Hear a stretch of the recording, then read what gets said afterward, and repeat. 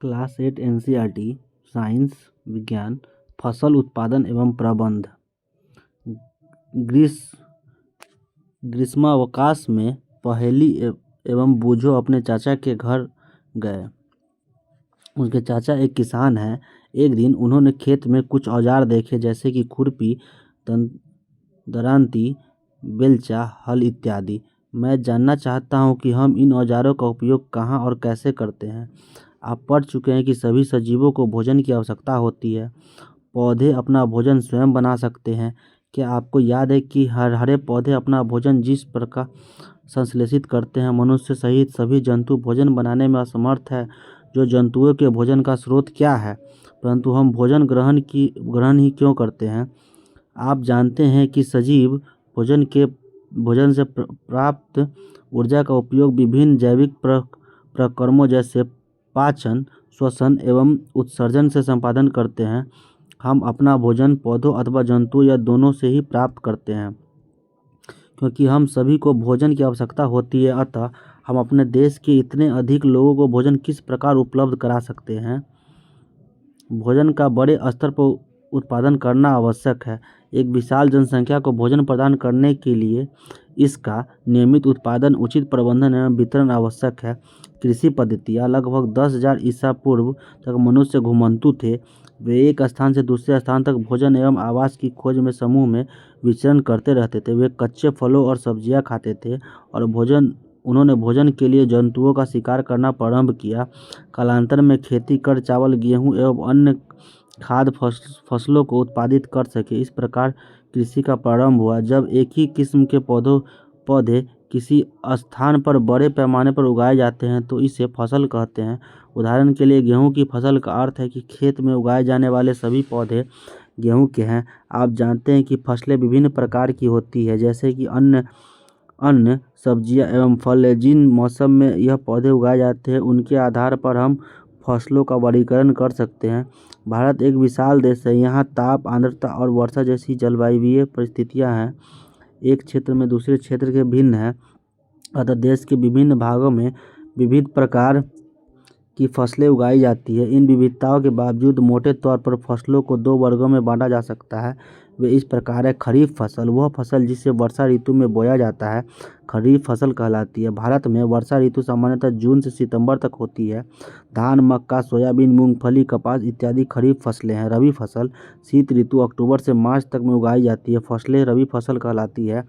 गेहूँ, चना, मटर, सरसों तथा अलसी रबी फसल के उदाहरण हैं। इसके अलावा कई राज्यों में दालें और सब्जियां ग्रीष्म में उगाई जाती है। आधारिक फसल पद्धतियाँ। धान को शीत ऋतु में क्यों नहीं उगाया जा सकता। धान को बहुत बढ़िया अधिक पानी की आवश्यकता होती है, अतः इसे केवल वर्षा ऋतु में ही उगाते हैं। फसल उगाने के लिए किसान को अनेक क्रियाकलाप सामयिक अवधि में करने पड़ते हैं। आप देखेंगे कि यह क्रियाकलाप उस प्रकार हैं कि जिनका उपयोग माली अथवा आप सजावटी पौधे उगाने के लिए करते हैं। ये क्रियाकलाप अथवा कृषि पद्धतियाँ जो आगे दिए गए हैं। मिट्टी तैयार करना, बुआई, खाद एवं उर्वरक देना, सिंचाई, खरपतवार में सुरक्षा, कटाई एवं भंडारण। मिट्टी तैयार करना, फसल उगाने से पहले मिट्टी तैयार करना प्रथम चरण है। मिट्टी को पलटना तथा इसे पोला बनाना कृषि का अत्यंत महत्वपूर्ण कार्य है। इससे जड़ें भूमि में गहराई तक जा सकती है। पोली मिट्टी में गहराई में धंसी जड़ों की सरलता से श्वसन कर सकती है। पोली मिट्टी किस प्रकार पौधों की जड़ों को सरलता से श्वसन करने में सहायक है। पोली मिट्टी में रहने वाले केंचुओं और सूक्ष्म जीवों की वृद्धि करने में सहायता करती है।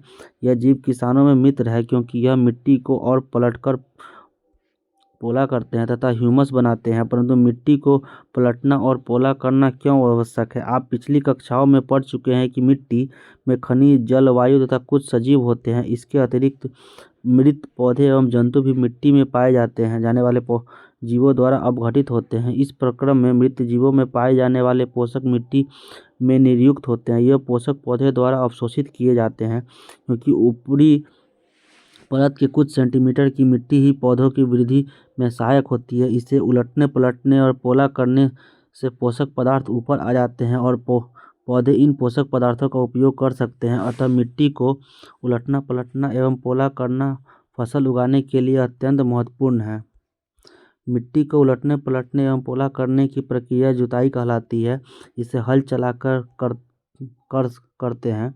हल हल लकड़ी अथवा लोहे के बने होते हैं। यदि मिट्टी अत्यंत सूखी है तो जुताई से पहले इसे पानी देने की आवश्यकता भी पड़ सकती है। जुते हुए खेत में मिट्टी बड़े बड़े ढेलों भी हो सकते हैं। इन्हें एक पालट की सहायता से तोड़ना आवश्यक है। बुआई एवं सिंचाई के लिए खेत को समतल करना आवश्यक है। यह कार्य पालट द्वारा किया जाता है। कभी कभी जुताई से पहले खाद दी जाती है। इससे जुताई के समय खाद मिट्टी में भली भांति मिल जाती है। बुआई से पहले खेत में पानी दिया जाता है। कृषि औजार। अच्छी उपज के लिए बुआई से पहले मिट्टी को भुरभुरा करना आवश्यक है। यह कार्य अनेक औजारों से किया जाता है। हल, कुदाली एवं कल्टीवेटर इस कार्य में उपयोग किए जाने वाले प्रमुख औजार हैं। हल। प्राचीन काल में हल का उपयोग जुताई, खाद, उर्वरक मिलाने, खरपतवार निकालने एवं मिट्टी खुरंचने के लिए किया जाता था। यह औजार लकड़ी का बना होता था जिसे बैलों की जोड़ी अथवा अन्य पशुओं घोड़े ऊँट की सहायता से खींचा जाता था। इसमें लोहे की मजबूत तिकोनी पत्ती होती थी जिसे फाल कहते हैं। हल का मुख्य भाग लंबी लकड़ी का बना होता था जिसे हल शैफ्ट कहते हैं। इसके एक सिरे पर हैंडल होता है तथा दूसरा सिरा जोत के डंडे से जुड़ा होता है। इसमें बैलों की गर्दन के ऊपर रखा जाता है। एक जोड़ी बैल एक आदमी इसे सरलता से चला सकता है। आजकल लोहे के हल तेजी से देसी लकड़ी के हल की जगह ले रहे हैं। कुदाली। यह एक सरल औजार है जिसका उपयोग खरपतवार निकालने के मिट्टी को पोला करने के लिए किया जाता है। इसमें लकड़ी अथवा लोहे की छड़ होती है जिसे एक सिरे पर लोहे की चौड़ी और मुड़ी प्लेट। ये हल शाफ्ट है। ये फाल है। ये जोत रहा है खेत को। और यहाँ पे कुदाली का चित्र दिया हुआ है। मुड़ी प्लेट है। ये पकड़ हैंडल है और ये जोत है। अच्छा लगी होती है, ब्लेड की तरह कार्य करती है। इसका दूसरा सिरा पशुओं द्वारा खींचा जाता है। कल्टीवेटर। आजकल जुताई ट्रैक्टर द्वारा संचालित कल्टीवेटर से की जाती है। कल्टीवेटर के उपयोग से श्रम एवं समय दोनों की बचत होती है। ये कल्टीवेटर का ट्रैक्टर द्वारा चलाते हुए। बुआई फसल उत्पादन का सबसे महत्वपूर्ण चरण है। बोने से पहले अच्छी गुणवत्ता वाले साफ एवं स्वस्थ बीजों का चयन किया जाता है। किसान अधिक उपज देने वाले बीजों का प्राथमिकता देते हैं। बीजों का चयन। एक दिन में मैंने अपनी माँ को देखा कि माँ चने के कुछ बीज बर्तन में रखकर उसमें कुछ पानी डाल रही है। कुछ मिनट पश्चात कुछ बीज पानी के ऊपर तैरने लगे। मुझे आश्चर्य हुआ कि कुछ बीज पानी के ऊपर क्यों तैरने लगे। एक बीकर लेकर इसे पानी से आधा भरिए। इसमें एक मुट्ठी गेहूं के दाने डालकर भली भांति हिलाइए। कुछ समय प्रतीक्षा कीजिए। क्या कुछ बीज जल के ऊपर तैरने लगते हैं? जो बीज पानी में बैठ जाते हैं वे हल्के हैं तथा भारी वे बैठ जाते हैं वे हल्के हैं या भारी हैं। क्षतिग्रस्त बीज खोखले हो जाते हैं और इस कारण हल्के हो जाते हैं, अतः ये जल पर तैरने लगते हैं। अच्छे और स्वस्थ बीजों का क्षतिग्रस्त बीजों से अलग करने की यह एक अच्छी विधि है। बुआई के पहले बीज बोने के औजारों के बारे में जानना आवश्यक है। परंपरागत औजार। परंपरागत रूप से बीजों की बुआई में इस्तेमाल किया जाने वाला औजार कीप के आकार का होता है। बीजों की कीप के अंदर डालने पर यह 2-3 नुकीले सिरों वाले पाइपों से गुजरता है। ये सिरे मिट्टी को भेद कर बीज को स्थापित कर देते हैं। बीज बोने का पारंपरिक तरीका है ये।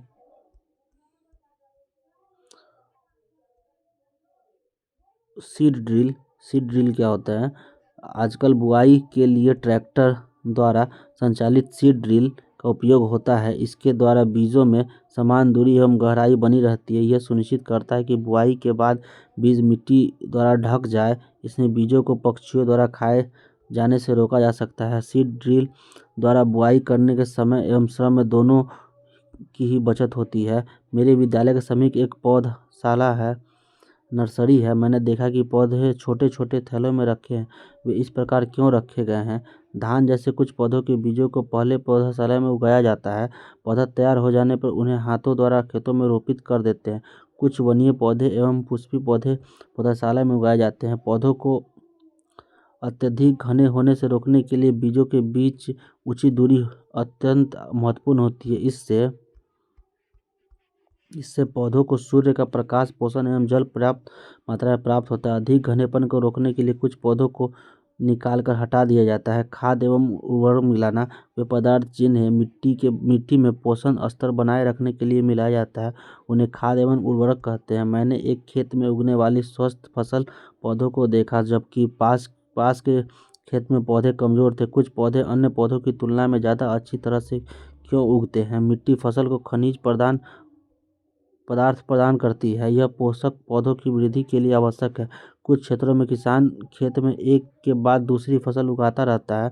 खेत कभी खाली नहीं छोड़ता। कल्पना कीजिए कि पोषकों का क्या होता है। फसल के लगातार उगाने से मिट्टी में कुछ पोषकों की कमी आ जाती है। इन क्षति को पूरा करने हेतु किसान खेतों में खाद देते हैं। यह प्रक्रम खाद देना कहलाता है। अपर्याप्त खाद देने से पौधे कमजोर हो जाते हैं। खाद एवं कार्बनिक जैविक पदार्थ जो कि पौधों या जंतु अपशिष्ट से प्राप्त होता है, किसान पादप एवं जंतु अपशिष्टों को एक गड्ढे में डालते जाते हैं तथा इसका अपघटन होने के लिए खुले में छोड़ देते हैं। अपघटन कुछ सूक्ष्म जीवों द्वारा होता है। अपघटित पदार्थ खाद के रूप में उपयोग किया जाता है। आप कक्षा 6 में वर्मी कंपोस्टिंग अथवा केचुए द्वारा खाद तैयार करने के विषय में पढ़ चुके हैं। क्रियाकलाप: मूंग अथवा चने के बीज लेकर उन्हें अंकुरित कीजिए। इसमें एक ही आकार वाले 3 नवोन्मुख छांट लीजिए। अब 3 गिलास अथवा ऐसे ही पात्र लीजिए। इस पर A, B और C निशान लगाइए। गिलास A में थोड़ी सी मिट्टी लेकर इसमें थोड़ी सी गोबर की खाद मिलाइए। गिलास B में समान मात्रा में मिट्टी लेकर उसमें थोड़ा सा यूरिया मिलाइए। गिलास C में कुछ मिट्टी लीजिए बिना कुछ मिलाए। अब इससे पानी की समान मात्रा डालकर सुरक्षित स्थान पर रख दीजिए। प्रतिदिन पानी देते रहिए। 7 से 10 दिन बाद उनकी वृद्धि को नोट कीजिए। प्रयोग की तैयारी यहाँ पे दिखाई गई है। खाद एवं उर्वरक के साथ पौधे की वृद्धि यहाँ पे दिखाई गई है। क्या तीनों गिलासों के पौधों में वृद्धि की गति एक समान है? किस गिलास में पौधों की वृद्धि बेहतर है? किस गिलास में पौधों की वृद्धि सबसे अधिक है? उर्वरक रासायनिक पदार्थ जो विशेष पौधों से समृद्ध होते हैं, वे खाद कैसे भिन्न है? उर्वरक का उत्पादन फैक्ट्रियों में किया जाता है। उर्वरक के कुछ उदाहरण है: urea, ammonium sulphate, super phosphate, potash, NPK यानी नाइट्रोजन, फास्फोरस और पोटेशियम। इनके प्रयोग के किसानों के गेहूँ, धान तथा मक्का जैसी फसलों की अच्छी उपज प्राप्त कर में सहायता मिलती है। परंतु उर्वरकों के अत्यधिक उपयोग से मिट्टी की उर्वरता में कमी आई है। यह जल प्रदूषण का भी स्रोत बन गया है। अतः मिट्टी की उर्वरता बनाए रखने के लिए हमें उर्वरकों के स्थान पर जैविक खाद का उपयोग करना चाहिए अथवा 2 फसलों के बीच में खेतों को कुछ समय के लिए बिना कुछ उगाए छोड़ देना चाहिए। खाद के उपयोग से मिट्टी के गठन एवं जल अवशोषण क्षमता की भी वृद्धि होती है। इससे मिट्टी में सभी पोषकों की प्रतिपूर्ति हो जाती है। मिट्टी में पोषकों की प्रतिपूर्ति का अन्य तरीकों से फसल चक्रण: यह एक फसल के बाद खेत में दूसरे किस्म की फसल एकांतर क्रम में उगा कर किया जा सकता है। पहले उत्तर भारत में किसान फलीदार चारा एक ऋतु में उगाते थे तथा गेहूँ दूसरी ऋतु में। इससे मिट्टी के नाइट्रोजन का पुनः पूरण होता था। किसानों को इन पद्धति को अपनाने के लिए प्रोत्साहित किया गया। पिछली कक्षाओं में आप राइजोबियम बैक्टीरिया के विषय में पढ़ चुके हैं। यह फलीदार लेग्यूमिनस पौधों की जड़ों की ग्रंथिकाओं में पाए जाते हैं और वायुमंडलीय नाइट्रोजन का स्थिरीकरण करते हैं। उर्वरक एवं खाद में अंतर: उर्वरक और खाद है। उर्वरक एक मानव निर्मित लवण है और खाद एक प्राकृतिक पदार्थ है जो गोबर एवं पौधों के अवशेषों से विघटन से प्राप्त होता है। उर्वरक का उत्पादन फैक्ट्रियों में होता है। खाद खेतों में बनाई जा सकती है। उर्वरक से मिट्टी को ह्यूमस प्राप्त नहीं होता है। खाद से मिट्टी को ह्यूमस प्रचुर मात्रा में प्राप्त होता है। उर्वरक में पादप पोषक जैसे कि नाइट्रोजन, फास्फोरस तथा पोटेशियम प्रचुर मात्रा में होते हैं। खाद में पादप पोषक तुलनात्मक रूप से कम होते हैं। सारणी में उर्वरक एवं खाद के बीच का अंतर बताया गया। खाद के लाभ: जैविक खाद उर्वरक की अपेक्षा अधिक अच्छी मानी जाती है। इसका मुख्य कारण है इससे मिट्टी की जलधारण क्षमता में वृद्धि होती है। इससे मिट्टी की भुरभुरी एवं सड़ांध्र हो जाते हैं जिसके कारण गैस विनिमय सरलता से होता है। इसमें मिट्टी जीवाणुओं की संख्या में वृद्धि हो जाती है। इस जैविक खाद से मिट्टी का गठन सुधर जाता है। सिंचाई: जीवित रहने के लिए प्रत्येक जीव को जल की आवश्यकता होती है। पौधों की वृद्धि एवं परिवर्तन के लिए जल का विशेष महत्व होता है। पौधों की जड़ों द्वारा जल का अवशोषण होता है जिसके साथ खनिजों एवं उर्वरकों का अवशोषण होता है। पौधों के लगभग 90% जल होते हैं। जल आवश्यक है क्योंकि बीजों का अंकुरण शुष्क स्थिति में नहीं हो सकता। जल में घुले हुए पोषक का स्थानांतरण पौधों के प्रत्येक भाग में होता है। यह फसल के पाले एवं गर्म हवा की रक्षा करते हैं। स्वस्थ फसल वृद्धि के लिए मिट्टी की नमी को बनाए रखने के लिए खेतों में नियमित रूप से जल देना आवश्यक है। निश्चित अंतराल पर खेतों में जल देना सिंचाई कहलाता है। सिंचाई का समय एवं बारंबारता फसलों, मिट्टी एवं ऋतु के भिन्न होता है। गर्मी में पानी देने की बारंबारता अपेक्षाकृत अधिक होती है। ऐसा क्यों? क्या मिट्टी एवं पत्तियों के जल वाष्पन दर की अधिक होने से हो सकता है? इस वर्ष इस वर्ष पानी देते समय मैं अधिक सतर्क हूँ। पिछली गर्मियों में मेरे पौधे सूख और मर गए थे। सिंचाई के स्रोत कुएं, जलकूप, तालाब, झील, नदियाँ, बांध एवं नहर इत्यादि जल के स्रोत हैं। मोट का चित्र दिया हुआ है, चेन पंप के यहाँ पे चित्र है और ढेकली का चित्र है। सिंचाई के पारंपरिक तरीके कुएं, झील एवं नहरों में उपलब्ध जल के निकाले गए खेतों में पहुंचाने के तरीके विभिन्न क्षेत्रों में भिन्न भिन्न हैं। मवेशी अथवा मजदूर इन विधियों के इस्तेमाल किए जाते हैं, अतः यह सस्ते हैं, परंतु यह कम दक्ष है। विभिन्न पारंपरिक तरीके निम्न है: मोट यानी घिरनी, चेन पंप, ढेकली, रहट यानी उत्तोलक तंत्र। जल को ऊपर खींचने के लिए सामान्यतः पंप का उपयोग किया जाता है। पंप चलाने के लिए डीजल, बायोगैस, विद्युत एवं सौर ऊर्जा का उपयोग किया जाता है। रहट सिंचाई का आधुनिक विधि। सिंचाई की आधुनिक विधियों द्वारा हम जल का उपयोग मितव्ययता से कर सकते हैं। मुख्य विधियां हैं: छिड़काव तंत्र। इस विधि का उपयोग असमतल भूमि के लिए किया जाता है जहां पर जल कम मात्रा में उपलब्ध है। उधर पाइपों, नलों ऊपर सिरों पर घूमने वाले नोजल लगे होते हैं। यह पाइप निश्चित दूरी पर मुख्य पाइप से जुड़े होते हैं। जब पाइप की सहायता से जल पाइपों में भेजा जाता है तो वह घूमते हुए नोजल से बाहर निकलता है। इसका छिड़काव पौधों के इस प्रकार होता है कि वर्षा हो रही हो। छिड़काव लॉन, कॉफी की खेती एवं कई अन्य फसलों के लिए अत्यंत उपयोगी है। ड्रिप तंत्र, ड्रिप सिस्टम। इस विधि में जल बूंद बूंद करके सीधे पौधों की जड़ों में गिरता है, अतः इसे ड्रिप तंत्र कहते हैं। फलदार पौधे, बगीचों एवं वृक्षों को पानी देने का सर्वोत्तम तरीका है। इसमें पौधों के बूंद बूंद करके जल प्राप्त होता है। इस विधि में जल बिल्कुल व्यर्थ नहीं होता, तो यह जल की कमी वाले क्षेत्रों के लिए एक वरदान है। ड्रिप सिस्टम, ड्रिप तंत्र को यहाँ पे दर्शाया गया है। खरपतवार से सुरक्षा। बूझो और पहेली निकट के गेहूं खेतों में गए और उन्होंने देखा कि खेत में फसल के साथ कुछ अन्य पौधे भी उगे हैं। क्या ये अन्य पौधे विशेष उद्देश्य के लिए उगाए गए हैं? खेत में कई अन्य अवांछित पौधे प्राकृतिक रूप से फसल के साथ साथ उग जाते हैं। इन अवांछित पौधों को खरपतवार कहते हैं। खरपतवार हटाने के निराई कहते हैं। निराई आवश्यक है क्योंकि खरपतवार जल,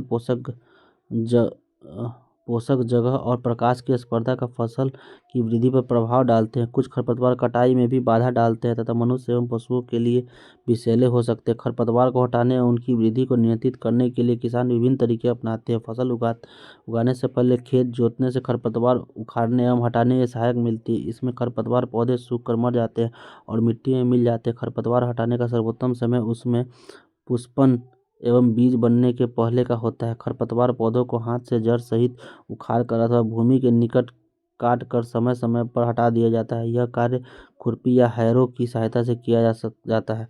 रसायनों के उपयोग से भी खरपतवार नियंत्रण किया जा सकता है, जिसे खरपतवार नाशी कहते हैं। जैसे 2,4-D खेतों में इसका छिड़काव किया जाता है जिससे खरपतवार पौधे मर जाते हैं परंतु फसल को कोई हानि नहीं होती है। खरपतवार नाशी को जल में आवश्यकता अनुसार मिलाकर स्प्रे फुहारा की सहायता से खेत में छिड़काव करते हैं।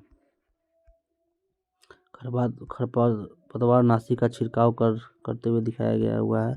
क्या खरपतवार नाशी का प्रभाव इसको छिड़कने वाले व्यक्ति पर ही पड़ता है? जैसा कि बताया गया पहले, खरपतवार वृद्धि के समय पुष्प एवं बीज बनने के पहले खरपतवार नाशी का छिड़काव करते हैं। खरपतवार नाशी के छिड़काव से किसान के स्वास्थ्य पर भी प्रभाव पड़ सकता है, अतः उन्हें इन रसायनों पर प्रयोग का सावधानी पूर्वक करना चाहिए। छिड़काव करते समय उन्हें अपने मुंह एवं नाक कपड़े से ढक लेना चाहिए। कटाई, फसल की कटाई एवं महत्वपूर्ण कार्य। फसल एक जाने के बाद उन्हें काटना कटाई कहलाता है। कटाई के दौरान या पौधे को खींच कर उखाड़ लेते हैं अथवा उन्हें धरातल के पास काट लेते हैं। एक अनाज फसल को पकने में लगभग 3 से 4 महीने का समय लगता है। हमारे देश में दरांती की सहायता से हाथ द्वारा कटाई की जाती है अथवा एक मशीन का उपयोग किया जाता है जिसे हार्वेस्टर कहते हैं।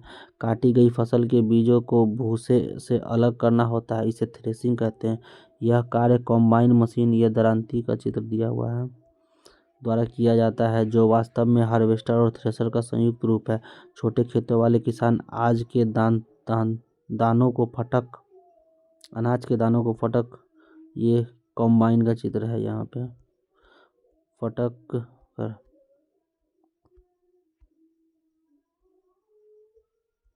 कटाई के बाद कभी कभी तने के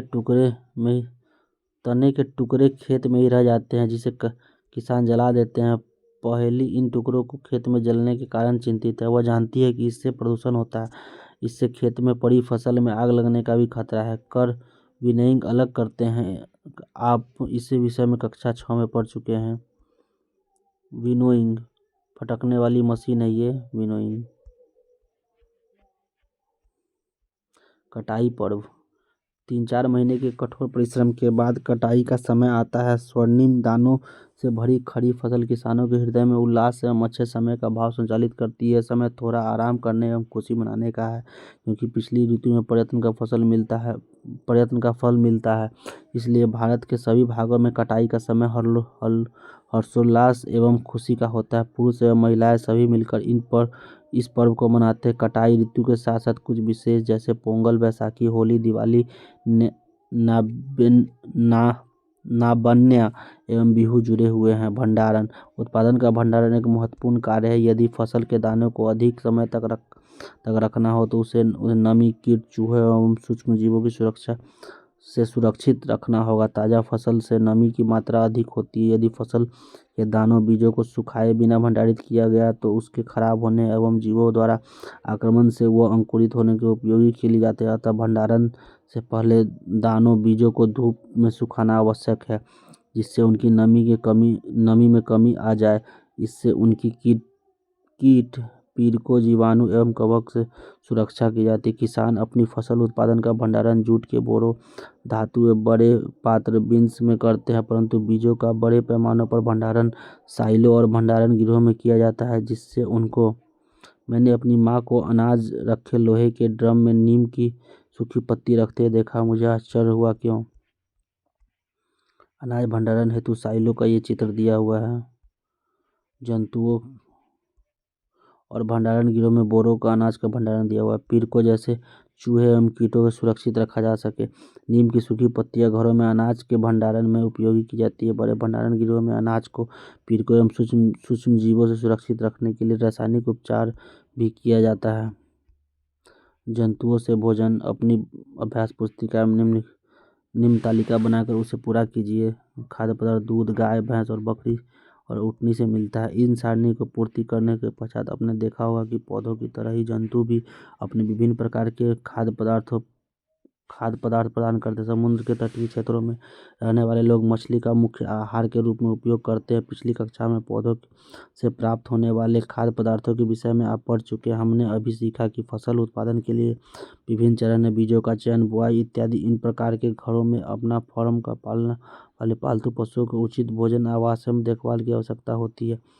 जब यह बड़े पैमाने पर किया जाता है तो इसे पशुपालन कहते हैं। मछली स्वास्थ्य के लिए अच्छा आहार है। हमें मछली के कॉड लिवर तेल मिलता है, जिससे विटामिन डी अधिक मात्रा में पाया जाता है। प्रमुख शब्द है कृषि पालन, पशुपालन, फसल उर्वरक, सब चीज़।